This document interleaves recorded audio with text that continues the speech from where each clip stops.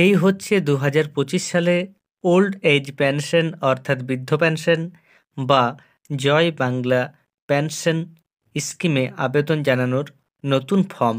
একটু আগে আমি এটা দুয়ারে সরকার থেকে সংগ্রহ করে নিয়ে এলাম। এই ফর্মটি আপনাদের ফিল আপ করতে হবে। এর সাথে কী কী ডকুমেন্টস লাগবে সমস্ত তথ্য আমি এই ভিডিওতে দেব। এটা হচ্ছে ফর্মের প্রথম পেজটি এবং এর পিছনে রয়েছে আধার সম্মতি দানের জন্য একটা গুরুত্বপূর্ণ অংশ। পাশাপাশি পরের পেজটিতে লেখা রয়েছে আপনাকে কী কী ডকুমেন্টস দিতে হবে। প্রথমে আমি এই পেজটি ফিল আপ করে দেখাচ্ছি, এরপর আমি এর পরের পেজ অর্থাৎ পিছনের পৃষ্ঠাটি ফিল আপ করে আপনাদের দেখাবো। প্রথমে দেখুন, এখানে ডান পাশে একটা ফটো চিটিয়ে দিতে হবে। যিনি আবেদন করছেন তার ফটো এখানে চিটিয়ে দেবেন। এরপর লেখা রয়েছে অ্যাপ্লিকেশন নেম, অর্থাৎ যিনি আবেদন করছেন তার নাম আপনারা ক্যাপিটাল লেটারে এই অংশে লিখবেন। এখানে লেখা রয়েছে ফার্স্ট নেম, এখানে আপনারা নামটি লিখবেন।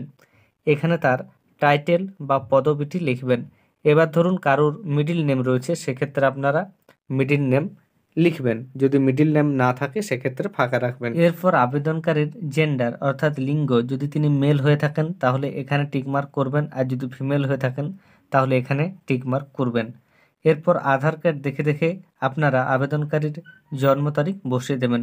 এই ঘর দুটোতে আপনারা প্রথমে তারিখ বসাবেন, এখানে মাস এবং এখানে ইয়ার। ধরুন কোনো ব্যক্তির জন্মসাল 5/1/1960, সেক্ষেত্রে এখানে লেখা হবে 05, এখানে লেখা হবে 01 এবং এখানে লেখা হবে 1960।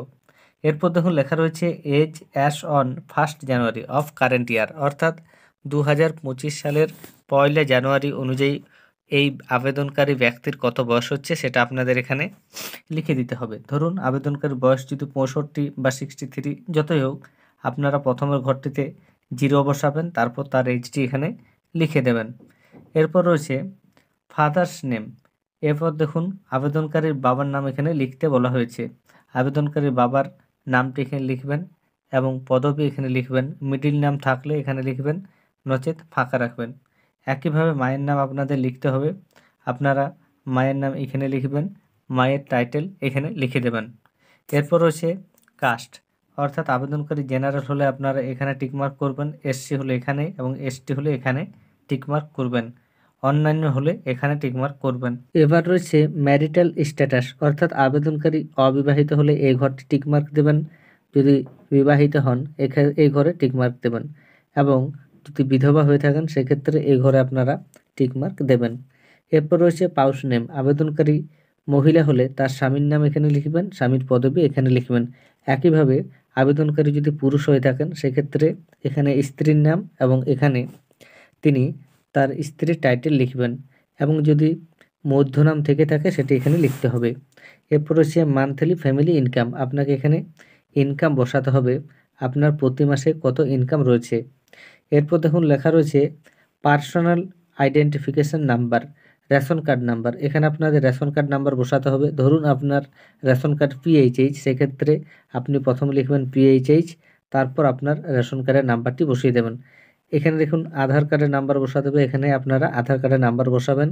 এরপর রয়েছে এপিক বা ভোটার কার্ডের নাম্বার, এখানে আপনারা পরপর আপনাদের যে ভোটার কার্ডের নাম্বার রয়েছে, কোনো ভোটার কার্ড WV দিয়ে শুরু হয়, কোনো KFG দিয়ে শুরু হয়, সেটা আপনারা দেখে দেখে সুন্দরভাবে বসিয়ে দেবেন। এরপর রয়েছে কন্ট্যাক্ট ডিটেলস, প্রথমে স্টেট লেখায় রয়েছে, তারপর ডিস্ট্রিক্ট অর্থাৎ জেলার নাম এখানে বসিয়ে দেবেন। এরপর রয়েছে ব্লক, মিউনিসিপ্যালিটি, আপনারা যদি ব্লকে বাস করেন তাহলে ব্লকের নাম, মিউনিসিপ্যালিটিতে বাস করলে মিউনিসিপ্যালিটির নাম বসিয়ে দেবেন। এরপর রয়েছে জিপি নেম বা ওয়ার্ড নেম, আপনি যদি গ্রাম পঞ্চায়েতের বাসিন্দা হন তাহলে গ্রাম পঞ্চায়েতের নাম লিখবেন, ওয়ার্ডের বাসিন্দা হলে ওয়ার্ড নাম্বার বসিয়ে দেবেন। এরপর রয়েছে ভিলেজ, টাউন, সিটি, আপনি যদি গ্রামের বাসিন্দা হন গ্রামের নাম লিখবেন, টাউনের বাসিন্দা হলে টাউনের নাম, সিটির বাসিন্দা হলে সিটির নাম অবশ্যই লিখবেন। এরপর রয়েছে পোস্ট অফিস, আপনার পোস্ট অফিসের নাম লিখবেন, তারপর পিনকোড লিখবেন, তারপর পুলিশ স্টেশন অর্থাৎ থানার নাম লিখবেন, এরপর আপনার মোবাইল নাম্বার এখানে বসিয়ে দেবেন। এরপর রয়েছে ব্যাঙ্ক অ্যাকাউন্ট ডিটেলস, আপনার কোন ব্যাংকে আপনার খাতা রয়েছে সেই ব্যাংকের নাম এখানে লিখবেন। এরপর ব্যাংকে যে ব্রাঞ্চের নাম সেটা এখানে লিখবেন। এরপর অ্যাকাউন্ট নাম্বার, আপনার যে ব্যাংক পাসবুক রয়েছে সেটা থেকে দেখে দেখে ভালোভাবে লিখবেন। এরপর লিখবেন IFSC কোড, অবশ্যই ঠিকভাবে লিখবেন, নচেত আপনার টাকা ঢুকবে না। এরপর দেখুন নিচে রয়েছে সিগনেচার অফ দি অ্যাপ্লিক্যান্ট, এখানে আপনারা সই করে দেবেন, অর্থাৎ যিনি আবেদন করছেন তিনি এখানে সই করবেন।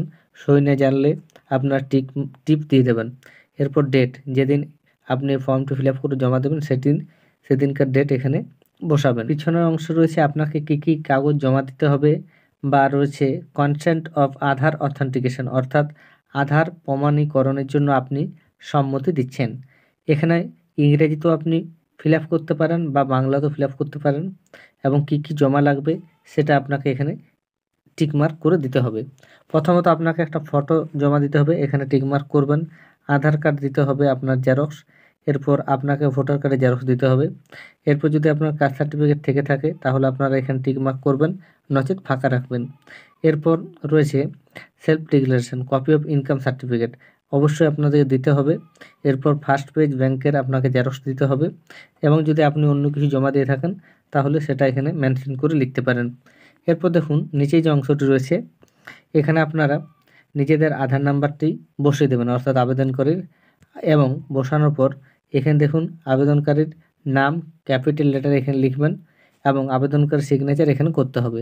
আপনি যদি বলেন ইংরেজিতে ফিল আপ করবেন না বাংলায় করবেন, সেক্ষেত্রে এখানে বাংলায় আধার নাম্বারটি বসাবেন, এবং নিচে আবেদনকারীর নাম বলে লেখা রয়েছে, এখানে আপনার নাম লিখবেন, এবং এখানে আবেদনকারীর স্বাক্ষর বা সিগনেচার করবেন। যে কোনো একটা করলেই হবে, ইংরেজিতে করলে বাংলায় করার প্রয়োজন নেই, বাংলায় করলে ইংরেজিতে করার প্রয়োজন নেই। এরপর এই ফর্মটি আপনারা দুয়ারে সরকারের ক্যাম্পে জমা দিয়ে দেবেন। ধন্যবাদ।